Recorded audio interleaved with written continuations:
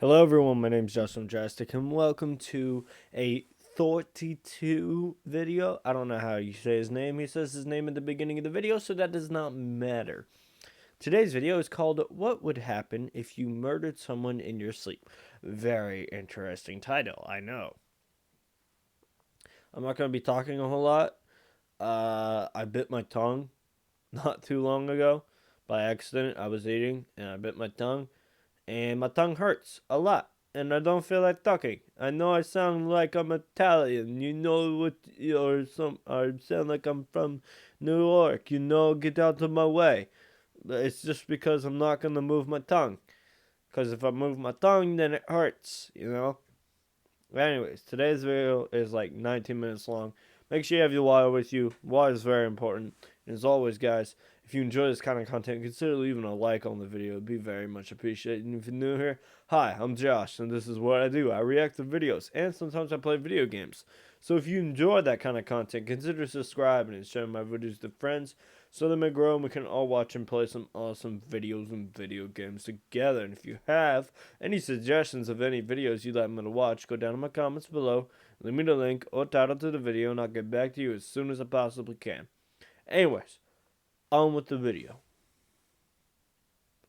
He says his name, so it doesn't really matter. Hey, Thoughty2 here. See, I don't get Let's it. imagine for a moment we're 42. walking together down the streets of a British town in the early part of the 19th century. Be talking a whole lot. It's almost dawn, and the gas street lamps form yellow globes of light in the early morning mist. Ahead, we see a figure begin to emerge from the haze. It appears to be human, but from its body extends a long, thin appendage that reaches high into the gloom. Is it an alien? Is that an antenna in its pocket? Or is it just pleased to see us?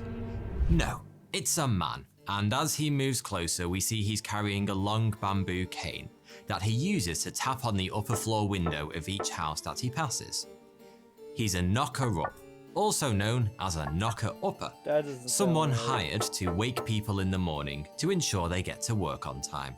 Not to be confused with the other type of knocker-upper who does his job once and gets paid 9 months later.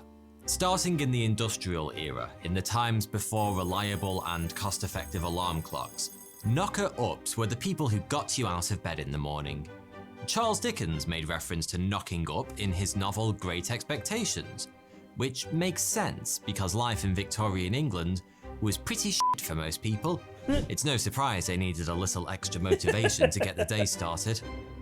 Times have changed, but most of us still find it hard to get going in the morning. If you really struggle to get out of bed each day, you may even have a condition called dysania, which, although not yet medically recognized, is a near complete inability to get out of bed in the morning that's thought to be linked to other conditions like depression and chronic fatigue syndrome. And if you have an overwhelming desire to stay in bed all day, you might have a closely related condition called clinomania, or you might just be horribly hungover.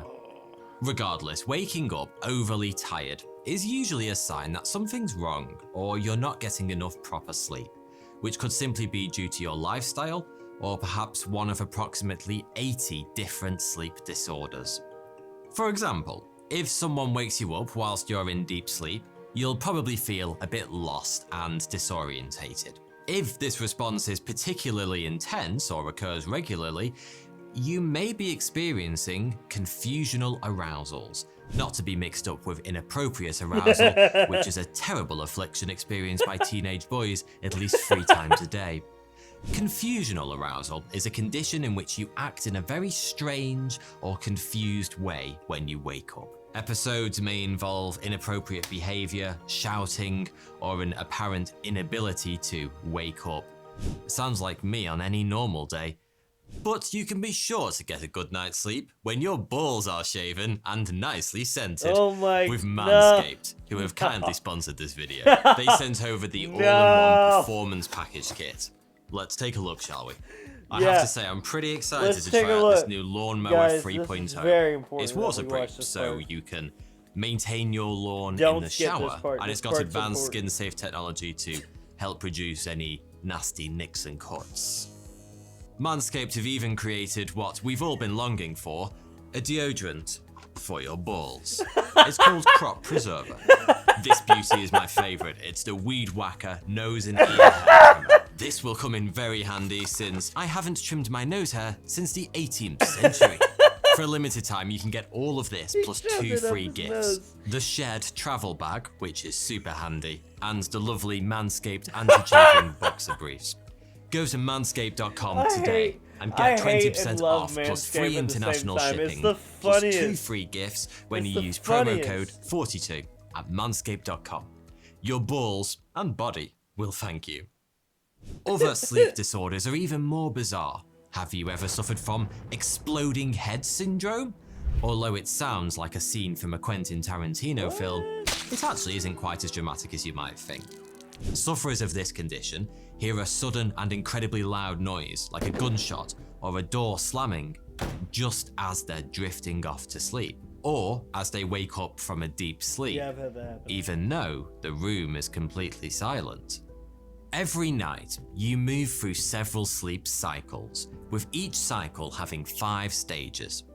4 stages of non-rapid eye movement or non-REM sleep, and 1 stage of REM sleep. It is during REM sleep that you experience dreams. And to stop you acting out those fantasies in the real world and eating your alarm clock, mistaking it for your dream cheeseburger, your brain temporarily paralyzes your body, a process called atonia. Sleep paralysis happens when you gain consciousness before your body has moved fully out of the rapid eye movement or REM stage of sleep.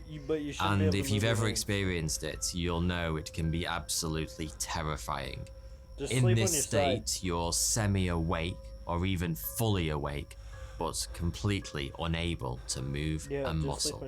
And as if total immobility weren't enough, there's even stranger symptoms of this surprisingly common condition. As many as 40% of people experience sleep paralysis at some point in their lives, and many recall sensing a presence nearby, or even on top of them, during the period of paralysis, causing a feeling of intense pressure on their chest and an inability to breathe. That presence has taken many forms, usually shaped by the cultural beliefs of the time. Characters have ranged from witches to trolls to ghosts to Harvey Weinstein, but aliens are the most popular nighttime chest sitters in the modern era. The condition is believed to be the origin of the incubus or succubus myths, which warn of demons that attack during the night, usually sexually. Sleep paralysis is also thought to have been the inspiration for the famous 18th century painting by Henry Fuseli, no relation to the pastor by the way, called The Nightmare, which shows a goblin sitting on the stomach of a sleeping woman. Confusional arousals, exploding head syndrome, and sleep paralysis are all examples of parasomnias, a broad group of sleep disorders that involve weird things happening whilst you're falling asleep, sleeping, or waking up. They can include strange dreams, emotions, movements, or behaviors, and most of them happen during non-REM sleep. They can sometimes be traumatic for the person involved or the people they live with, but for the most part, these conditions are fairly harmless. Take sleep talking, for instance. Sure, you may say a few embarrassing things out loud whilst asleep on the train, but seriously, if you like rubbing peanut butter on your nipples, you shouldn't be embarrassed to tell the world about it whilst unconscious. Or how about sleep sex, also known as sexsomnia? Nothing wrong with wanting to get your jollies off mid-slumber, is there? Then there's sleepwalking. Everyone knows someone with a funny sleepwalking story. But surely, apart from the risk of walking into things, pissing in your cupboard, or falling downstairs, it's all just a bit of fun, isn't it? Well, yes. Most manifestations of parasomnias have little impact in the wider world, but in some alarming cases, they have ended in violent, even fatal criminal acts being committed under the supposed blanket of sleep. The defendants in these cases have sworn they were asleep when committing their crimes and knew nothing of their actions, an argument that has come to be known as the sleepwalking defense. Sleepwalking, technically known as somnambulism, usually occurs during slow wave sleep, the deepest stages of non-REM sleep. Exactly what causes it isn't known, but essentially, the brain seems to get stuck between sleep and wakefulness. Recently, some researchers have provided an alternative theory that instead of being awake or asleep, sleepwalkers are both at the same time in what might be a new type of state dissociation, with consciousness and unconsciousness switching rapidly and continuously. Either way, sleepwalkers can do a lot more than walk. They may sit up and look around, pick up objects around the home, take a stroll out of the house, or even drive. There's a common myth that you shouldn't wake a sleepwalker, when, in fact, leaving someone to sleepwalk can lead to disastrous, even homicidal consequences, as we're about to find out. The first legal record of sleepwalking being used as a successful defense was in the United States in 1846, in what became known as the Boston Tragedy. Albert Terrell slit the throat of the woman he'd left his wife for, a prostitute named Maria Bickford, almost decapitating her in the process. Then, just to prove he meant business, he set fire to the brothel and fled to New Orleans, where he was arrested. In court, his lawyer argued that Terrell was a long-time and chronic sleepwalker and perhaps committed the crime whilst asleep. And the jury obviously thought it was a plausible story, because Terrell was acquitted. In 1887, esteemed Paris detective Robert Ledru was sent to Normandy to help solve an ongoing case. He arrived at night and went to bed early, but woke the next morning to find his shoes and socks were soaked through. He also discovered the case he'd been assigned to was no longer a priority, because during the night, there had been a murder. A murder? Aye, a murder. A prominent businessman had been shot on the beach, with no clues as to why. Ledru investigated, taking plaster casts of the footprints that led to the corpse. He was, naturally, more than a little surprised to discover the footprints exactly matched his own. And combined with his inexplicably wet socks and shoes, he came to the startling conclusion: he was the murderer, despite having no recollection whatsoever of the crime. His findings were confirmed by ballistics testing, and he was imprisoned for his own good. During his incarceration, prison guards gave him a gun loaded with blanks. And one night, Ledru suddenly got up and started firing at the men guarding his cell. It was enough to convince the authorities that he was a homicidal sleepwalker and not a cold-blooded killer. Ledru was moved to a secluded farm outside of Paris and kept there until his death 50 years later. Perhaps the most well-known of these cases occurred in 1987, when Kenneth Parks, a young Canadian man, was acquitted of murder on the grounds of sleepwalking. One night, Parks climbed into his car and drove 14 miles to his parents-in-law's house, where he proceeded to strangle, beat, and stab his mother and father-in-law, with whom he apparently had close relationships. His mother-in-law was killed and his father-in-law seriously injured. Afterwards, still dripping with blood, Parks drove to a police station and confessed to the crimes. But witnesses said he appeared confused about what had happened. He had also severed tendons in both his hands during the attack and should have been feeling intense pain, but he seemed altogether unaware of his injuries. At the trial, the jury was convinced Parks had indeed been unconscious at the time, and he was found not guilty. More recently, in 2008, British man Brian Thomas was accused of the murder of his wife, who he admitted he'd strangled in the back of their camper van. Thomas couldn't remember what had happened, but thought he had been dreaming that his wife was an intruder. The prosecution eventually withdrew the charges, and the judge said that Thomas wasn't responsible for his actions. But before you start planning to bump off that annoying guy at work who always steals your parking space before giving an exaggerated yawn and claiming you were asleep the whole time, it's worth bearing in mind Not everyone gets away with the sleepwalking defense. In 1997, in Phoenix, Arizona, Scott Falloter stabbed his wife 44 times with a hunting knife. His neighbor also testified to seeing him drag his wife's body to the pool before holding her head underwater. Falloter claimed to have been asleep at the time, saying he had a history of sleepwalking and had been sleep deprived in the run-up to the incident.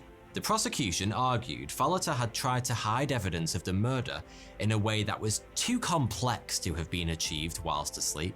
And in between the stabbing and the drowning, a neighbor also saw Falloter motion to his dog to lie down, which was considered a possible sign of consciousness.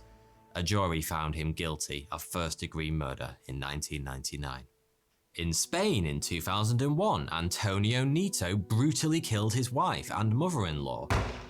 His daughter and son tried to stop him, and both received severe injuries for their efforts. Nieto told the court he had been asleep during the attack, and had been dreaming he was defending himself against aggressive ostriches. Full marks for inventiveness there, Antonio. But his children said he had recognized them during the attack, and had even told them not to turn the light on because their mother, who had already been brutally assaulted, was supposedly sleeping. Nieto was sentenced to 10 years in a psychiatric facility. These are only a few of more than 100 examples of apparent sleep-related violence that have been reported in the last century or so, which include instances of homicide, assault, and sexual assault. For a long time, doctors and lawyers lumped all types of bizarre sleep violence under the heading of sleepwalking. But there was a distinct difference between somnambulism and another type of parasomnia, REM behavior disorder, or RBD. REM behavior disorder happens during REM sleep while someone is dreaming. But instead of the muscles being paralyzed as usual, the dreamer's body is still active and they're able to act out their dreams. When they're woken up, they can usually remember fragments of the dream they were in. This is different from sleepwalkers who, operating from non-REM sleep, usually have no recollection of what happened once they're woken, and are in general more confused and disorientated. Somnambulism and RBD are quite different, but I for one wouldn't be overly interested in the semantics if someone in a nightgown was chasing me with an axe.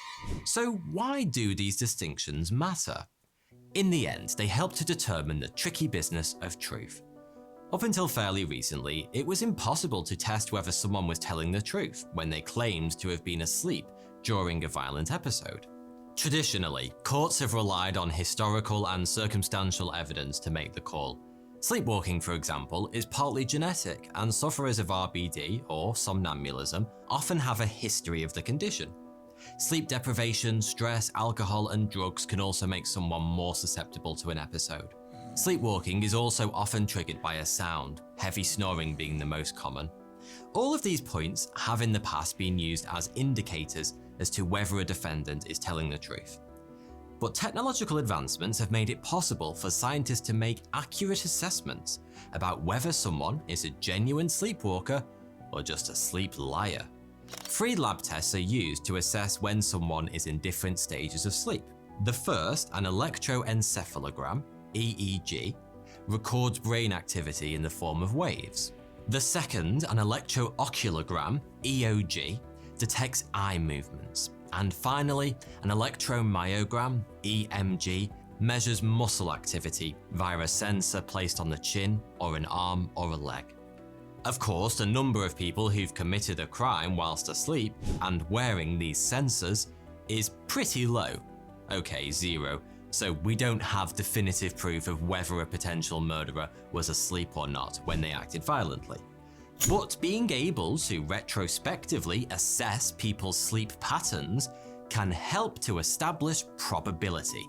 Because, you know, if someone goes to sleep every night repeatedly slapping his penis as he drifts off, he's probably more partial to a spot of sleep murder than someone who sleeps like a log. Neuroimaging studies have also started to advance our understanding of how sleepwalking works. Claudio Bassetti of the University of Zurich has examined the brains of sleepwalkers using single photon emission computerized tomography, or SPECT.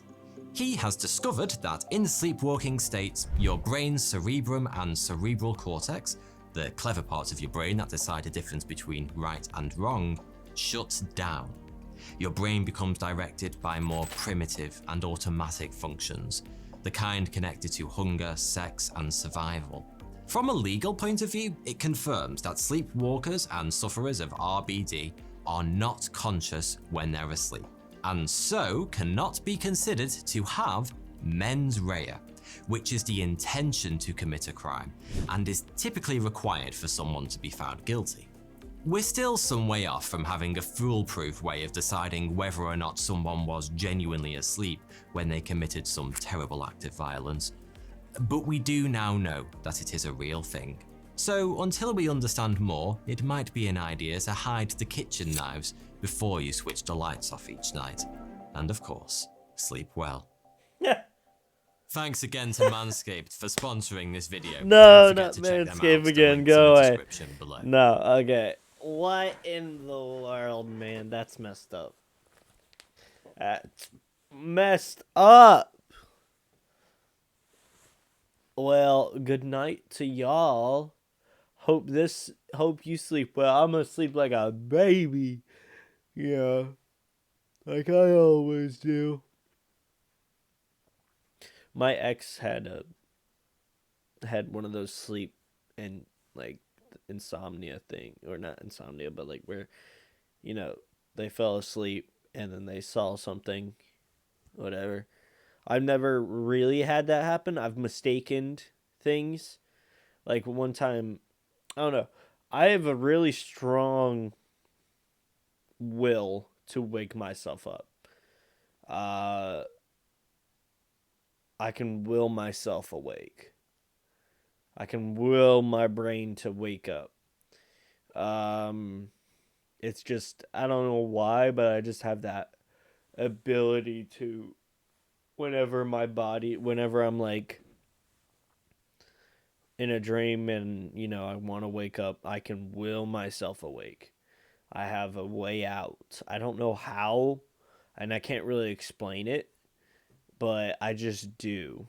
I know my body, and I can control my, I guess, timing. One of the ways I wake up, say normally this is when I'm in REM sleep and I'm dreaming dreams.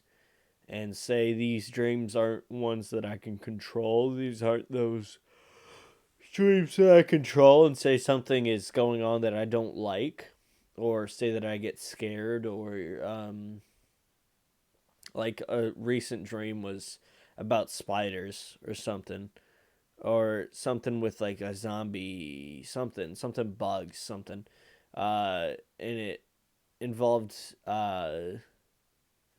this like decomposed body, and if a child got near the decomposed body, they immediately start turning into this, like, not spider, but like they like just fall to pieces into bugs and stuff, and the bugs would chase you and try and kill you. It was a very weird dream and very gross.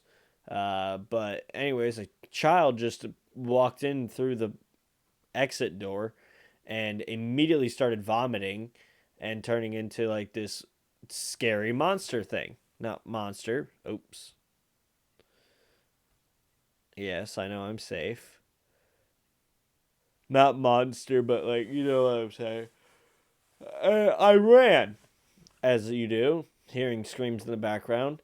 And what did I do? I closed my eyes in the dream. I closed my eyes in the dream and I woke up in real life. That's just how I do. For some reason, that works for me. If I don't like where I am or what's going on, if I close my eyes while I'm in REM sleep and I am actually dreaming, I wake up in real life. And then there's sometimes when I know I'm asleep. I know normally most of the time that I'm sleeping when I have a dream. And when I don't dream, I don't know that I'm sleeping and nothing crazy happens. Sometimes I just don't dream. Sometimes I don't go to REM sleep. Or maybe I do and I just don't remember, you know? But sometimes I go into REM sleep and I know I'm there. And I've dreamed that I was sleeping. Does that make any sense? I've dreamed that I was sleeping. Not that I'm having like an out of body experience. I dreamed that I was sleeping. I've had like this inception stuff happen before where I've dreamed that I'm in my room or like I'm dreaming and then I wake up in my room but I'm still asleep. Like it's my room, you know, I don't remember everything, but it's my room and I know it's my room. And it tricks my brain into thinking that I'm awake. And then I realize I'm not awake and I force myself to wake up. And it's the weirdest thing. I've had that happen to me before. And it's the weirdest thing where I've had like this inception type stuff happen to me when I'm sleeping. And it's crazy. But, anyways, I'm done talking. So, as always, guys, stay strong, everyone. Stay safe. Wear your seatbelt, wear your helmet, wear your mask. Don't point the flashlight behind you. Don't look down into mirrors. And as always, have a nice day.